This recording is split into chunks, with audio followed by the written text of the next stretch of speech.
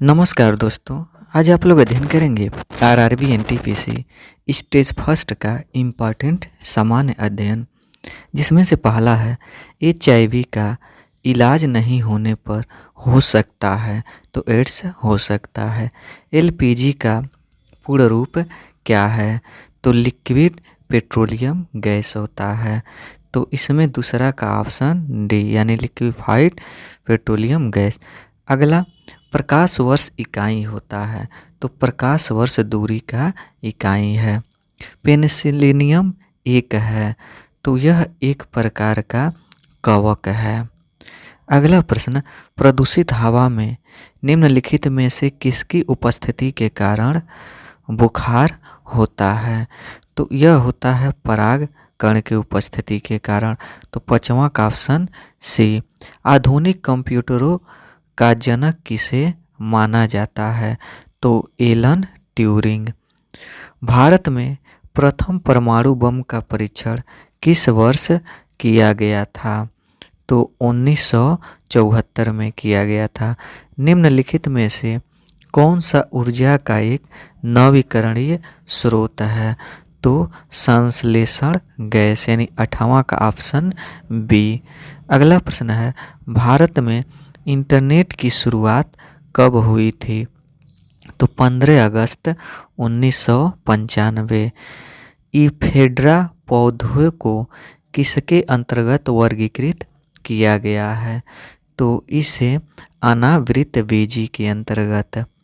अगला प्रश्न है कि निम्नलिखित में से कौन से विटामिन में ईस्ट प्रचुर मात्रा में पाया जाता है? तो विटामिन बी।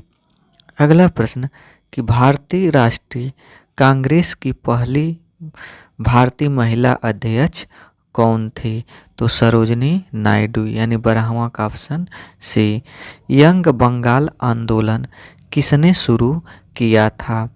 तो हेनरी विवियन डिरोजियो।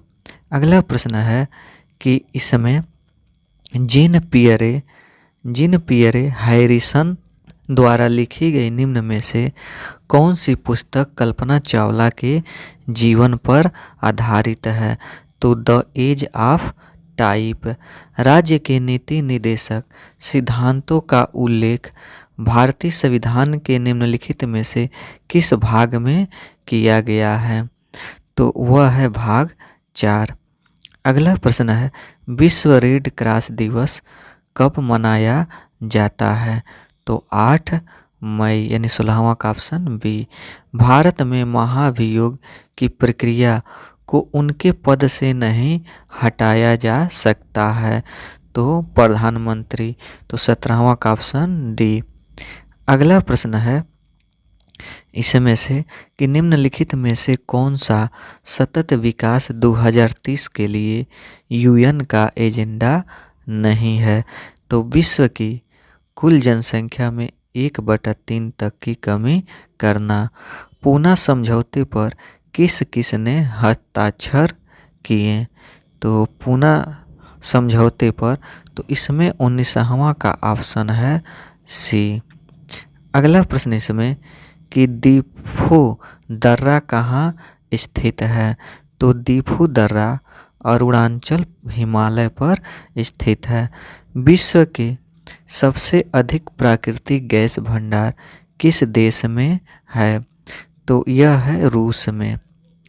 वैश्विक खुशहाली रिपोर्ट पहली बार किस वर्ष प्रकाशित की गई थी? तो 2012। जिला और सत्र न्यायाधीश के सीधे नियंत्रण के अधीन कार्य करते हैं, तो इसमें से कौन कार्य करते हैं? तो राज्य के उच्च न्यायालय। तो 23 का ऑप्शन बी सही है। दिलवाड़ा मंदिर में स्थित है, तो दिलवाड़ा मंदिर माउंट आबू में स्थित है। चार मीनार निम्नलिखित में से किस शहर में स्थित है? तो चार मीनार हैदराबाद में स्थित है, तो 25 का ऑप्शन ए सही है। मानसून पूर्व वर्षा जो केरल और कर्नाटक के तटीय क्षेत्रों में एक सामान्य घटना है, को स्थानीय तौर पर के नाम से जाना जाता है? तो आम्र वर्षा के नाम से जाना जाता है। दक्षिण ध्रुव पर पहुंचने वाली भारतीय पुलिस सेवा की पहली महिला अधिकारी का नाम क्या है? तो अर्पणा कुमार, यानी 27 का ऑप्शन बी। निम्नलिखित में से कौन सी भारत की सबसे बड़ी तेल कंपनी है? तो है इंडियन ऑयल कॉरपोरेशन लिमिटेड।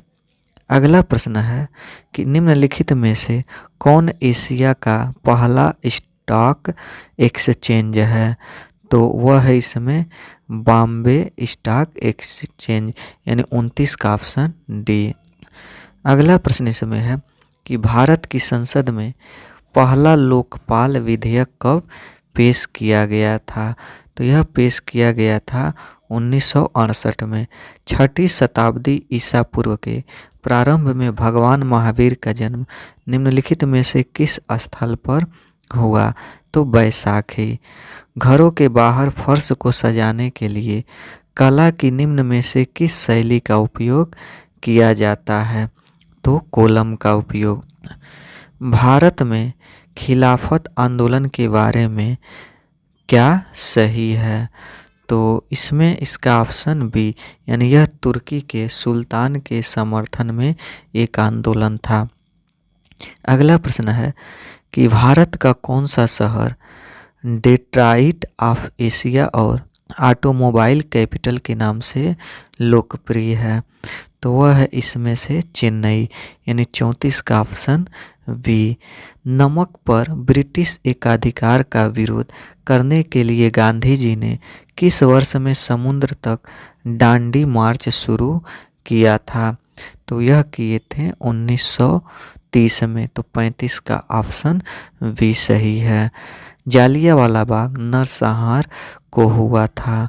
तो जालियांवाला बाग नरसंहार 13 अप्रैल 1919 को हुआ था, यानी 13 अप्रैल 1919।